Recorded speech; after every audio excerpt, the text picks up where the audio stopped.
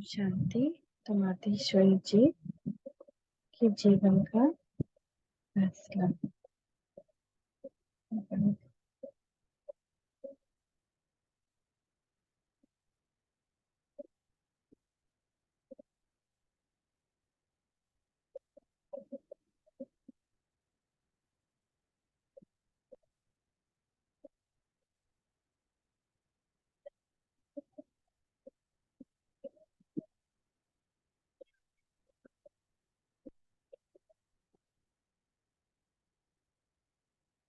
ओम राधे सो श्री अनुराधे।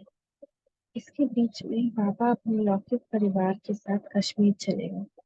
कश्मीर जाने के बाद बाबा रोज ओम राधे के नाम से और अन्य बहनों के नाम से पत्र भेजा करते थे। जिनके नाम से पत्र आते थे वे बहनें उन पत्रों को सत्संग में सुनाते थे। सत्संग में और वृद्धि होने लगी। एक दिन ओम राधे की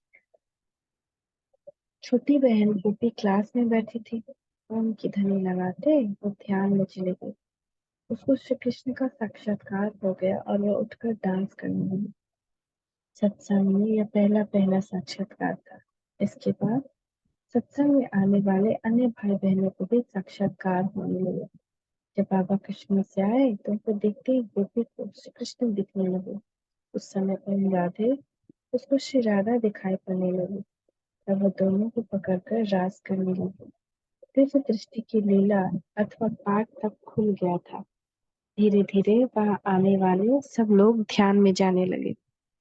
श्री कृष्ण और श्री राधा अथवा श्री नारायण श्री लक्ष्मी को देखने लगे और उनके साथ रास करने लगे। तब बाबा के मुखारविंद से निकली पवित्रता के बाद बाबा कहने लगे, बच्चे, श्री कृष्ण की राजधानी वैकुंठ में जाना है तो तुमको पवित्र बनना पड़ेगा।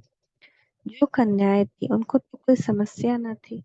जो गृहस्थी थी और जिनके पति व्यापारार्थ विदेशों में गए थे वे आए तो घरों में पति पत्नी के झगड़े होने लगे। पति कहने लगे, हमें विकार रूपी विष चाहिए। पत्नी कहने लगी कि हमने तो परमात्मा को वचन दिया है कि हम पवित्र रहेंगे, हम विष दे नहीं सकते। तो उनके पति सोचने लगे और आपस में बातें करने लगे कि आखिर ये कौन जादूगर आया है जो सबको श्री कृष्ण का दर्शन कराता है और उनको पवित्र रहने के लिए कहता है। फिर विरोध प्रदर्शन, पिकेटिंग आदि शुरू हो गए। ओम राधे सत्संग संभालने के अपना कार्य निश्चिंत और अचल होकर करती थी। इस सन 1936 की बात है। कोई पूछता था तो बाबा कहते थे, मैं तो कुछ नहीं करता, यह सत्संग तो उन कन्याओं माताओं का है। सत्संग वो कराता है, ऊपर वाला आता है, बोलकर चला जाता है। ऊपर वाला जैसा कहेगा मैं भी वैसा करने वाला हूँ, मुझे तो कुछ भी पता नहीं। ऐसा कहकर सबको ओम राधे की तरफ भेज देते थे। हमेशा बाबा ओम राधे को आगे रखते थे। गोपी का साक्षात्कार का पाठ पूरे 1 वर्ष तक चला। बाद में उसको टाइफाइड हुआ और हैदराबाद में उसने शरीर छोड़ दिया। तब बाबा ने सत्संग में जो भी माताएं कन्याएं आती थी उनको शमशान घाट पर भेजा था। सिंध के इतिहास में यह पहली घटना थी, नहीं तो शमशान घाट पर स्त्रियां नहीं जाती थी।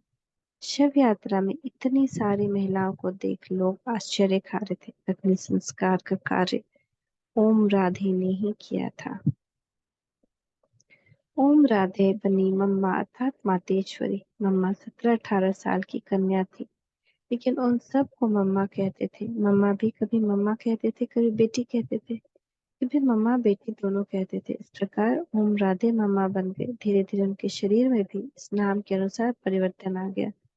इसके बारे में बाबा की लौकिक बेटी दादी निर्मला सांता जी कहती है, बाबा ने ही मुझे मम्मा के पास रखा था, मम्मा ही मेरी संभाल करते थे। मैं छोटी होने के कारण बाबा ने सोचा होगा कि इसकी लौकिक माँ की याद ना, इसलिए मम्मा के पास रखा।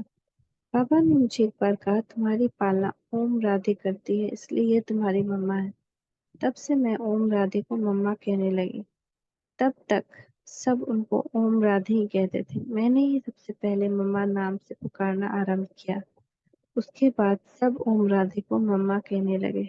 एक दिन सत्संग दिन प्रतिदिन सत्संग में वृद्धि होती चली गई तो बाबा ने ओम राधे को इस सत्संग के लिए अवैतनिक संचालिका नियुक्त किया और उनके साथ 8 अन्य ज्ञाननिष्ठ माताओं और कन्याओं की एक कार्यकारिणी समिति बनाकर अपना समस्त धन और संपत्ति माताओं की समर समिति को अर्पित कर दिया।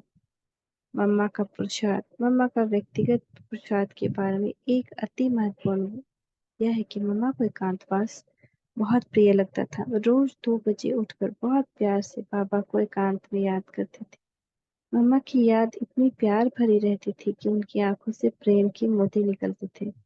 मम्मा चांदनी रातों में बैठकर रात भर तपस्या करती थी।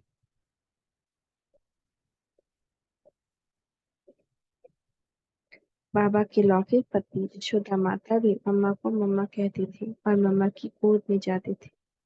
इनके बीच में बहुत अच्छे और अति मधुर संबंध थे, क्योंकि जब यशोदा माता मम्मा को देखती थी तो उनको श्री लक्ष्मी का साक्षात्कार होता था। उनको भी बाबा और बाबा के महावाक्यों पर दृढ़ निश्चय था। हम बाबा मम्मा के साथ बहुत खेला घूमा, बहुत आनंद लिया। कराची में मम्मा बाबा और हम एक स्थान पर नहीं रहते थे। बाबा अलग और मैं और मम्मा एक अलग स्थान पर। पापा अपने स्थान पर रहकर सलाह सूचना देते थे और मम्मा हमें बताती थी। हम सभी मम्मा के साथ रहकर सभी कार्य करते थे। जब आबू आए तो सब मिलकर रहने लगे। उस समय हम बाबा के ज्यादा संपर्क में रहे। आबू की ब्रिज कोठी में मम्मा का तपस्या का पाठ चला। वहां भी हमें दिव्य साक्षात्कार होते थे। उनसे बाबा हमें बहुत बहलाते थे। बेगरी पाठ में मम्मा बाबा का जो पाठ था वो आश्चर्यचकित करने वाला और वर्णनीय। उस समय मम्मा बाबा दोनों जब तक सभी बच्चे नहीं खाते थे तब तक कुछ नहीं खाते थे।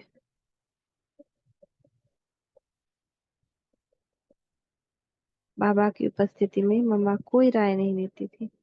जैसे बाबा कहे, जो करने के है वही करती थी और कराती थी। अगर बाबा नहीं है तो उनकी गैर हाजिरी में मम्मा फैसला सुनाती थी।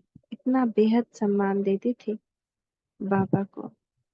प्यारी सी दुलारी सी हमारी मम्मा। ओम शांति, ओम शांति, ओम शांति।